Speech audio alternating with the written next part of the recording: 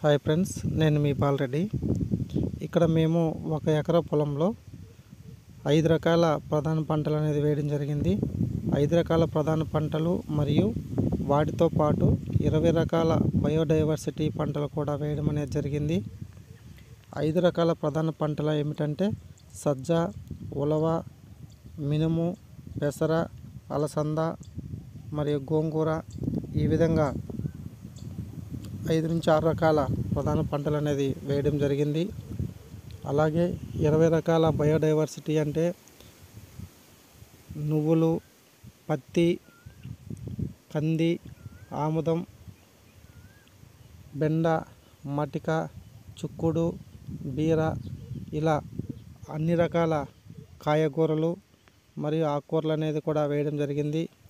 ఈ విధంగా మన పొలంలో 1 ఎకరంలో అన్ని రకాల బయోడైవర్సిటీ పంటలు వేయడం వలన ఈ బయోడైవర్సిటీ ఈల్డ్ మనం తీసుకున్నట్లయితే అన్ని రకాల న్యూట్రియన్స్ మరియు బయోడైవర్సిటీ న్యూట్రియన్స్ అనేది మనకు అందుతాయి.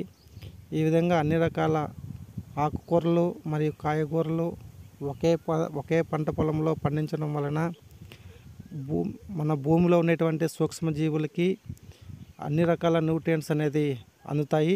అందువలన ఆ భూమిలో ఉన్నటువంటి ఏవైతే సూక్ష్మజీవులు ఉన్నాయో అవి మన పంటకు కావాల్సినటువంటి పోషకాలను కూడా అదే రీతిలో అవి అందిస్తాయి. బయోడైవర్సిటీ వలన మనం మంచి పంటలు కూడా పండించుకోవచ్చు. అలాగే ఎక్కువ ఈ బయోడైవర్సిటీ వేయడం వలన ప్రధాన పంటలో అంతర పంటలు అనేది వేయడం వలన సూర్యరశ్మి నుంచి వచ్చేటువంటి వేడి మన భూమి మీద డైరెక్ట్గా తగలదు. ఆ విధంగా తగలకుండా ఉన్నట్లయితే మన పొలంలో ఉన్నటువంటి ఈ సూక్ష్మజీవులు ఏవైతే ఉన్నాయో అవి చనిపోకుండా ఉంటాయి. అలాగే కలుపు కూడా చాలా వరకు తగ్గుతుంది. అలాగే ఈ భూమిని ఎప్పుడు 360 రోజులు కప్పి ఉంచడం వలన భూమిలో తేమ శాతం అనేది మనకు తొందరగా ఆవిరి అనేది అవ్వదు. ఆ విధంగా నీటి ఎద్దడికి కూడా తట్టుకొని పంటలు బాగా పండడానికి మంచి అవకాశం ఇది. అందువలన భూమిని ఎప్పుడు కూడా 365 రోజులు గ్రీన్ కవర్తో కప్పి ఉంచడం వలన భూమిలో ఉన్నటువంటి ఈ సూక్ష్మజీవులు అలాగే అనేక రకాలైనటువంటి వానపాములు అలాగే ఈ చాలా వరకు అవి బాగా డెవలప్ అవుతాయి. ఈ విధంగా అన్ని రకాల సూక్ష్మజీవులు భూమిలో అభివృద్ధి చెందడం వలన మనకు పంటకు కావాల్సినటువంటి న్యూట్రియన్స్, సూక్ష్మ మరియు స్థూల పోషకాలు కూడా మొక్కకు బాగా అందుతాయి. అందువలన మొక్కలు కూడా బాగా వృద్ధిగా పెరుగుతాయి. దిగుబడి కూడా మంచి దిగుబడి అందిస్తుంది. ఈ విధంగా అన్ని రకాల మనం పంటలు వేయడం వలన ఆ పంటల నుంచి వచ్చేటువంటి ఆహారాన్ని మనం తీసుకోవడం వలన డైవర్సిటీ న్యూట్రియన్స్ అనేది మనం తీసుకోవడం వలన మనం కూడా చాలా ఆరోగ్యంగా ఉంటాము.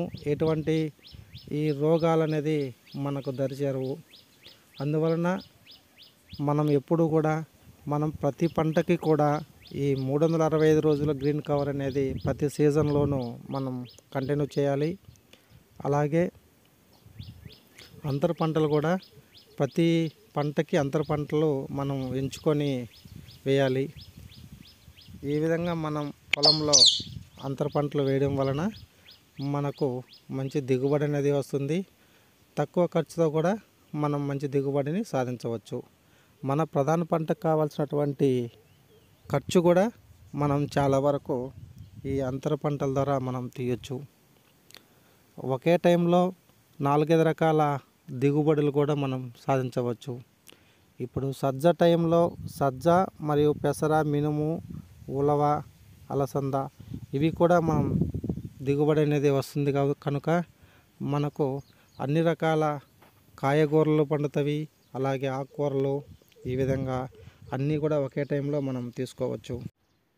అలాగే భూమి లోపల బయోడైవర్సిటీ కూడా అన్ని రకాల వేర్లు ఉండడం వలన భూమి లోపల బయోడైవర్సిటీ ఎలా ఉందో భూమి పైన కూడా బయోడైవర్సిటీ అనేది అలాగే ఉంటుంది.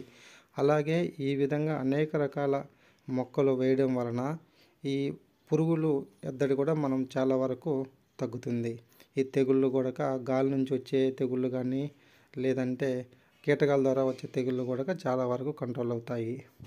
ఈ విధంగా అన్ని రకాల పంటలు వేయడం వలన ఆ ఒక పురుగు వచ్చినట్లయితే ఆ పురుగు కావాల్సినటువంటి మొక్కని కనుక్కోవడానికి కొంతవరకు టైం అనేది వేస్ట్ అవుతుంది. అంటే అన్ని రకాల పంటలు ఉండడం వలన అన్ని రకాలుగా ఈ పురుగులు మనకు పంటను అనేది వీలైన తొందరగా సోకడానికి అవకాశం అనేది ఉండదు.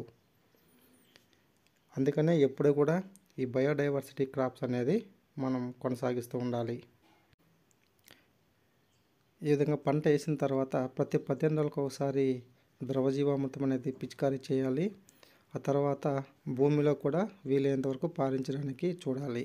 ఆ తర్వాత ప్రతి పంట కాలం అప్పుడు మనం పంట వేసేయడానికి ముందు చివరి దుక్కులో ఖచ్చితంగా ఎకరాకి 400 కిలోల ఈ ఘనజీవామృతం అనేది ఖచ్చితంగా చల్లాలి.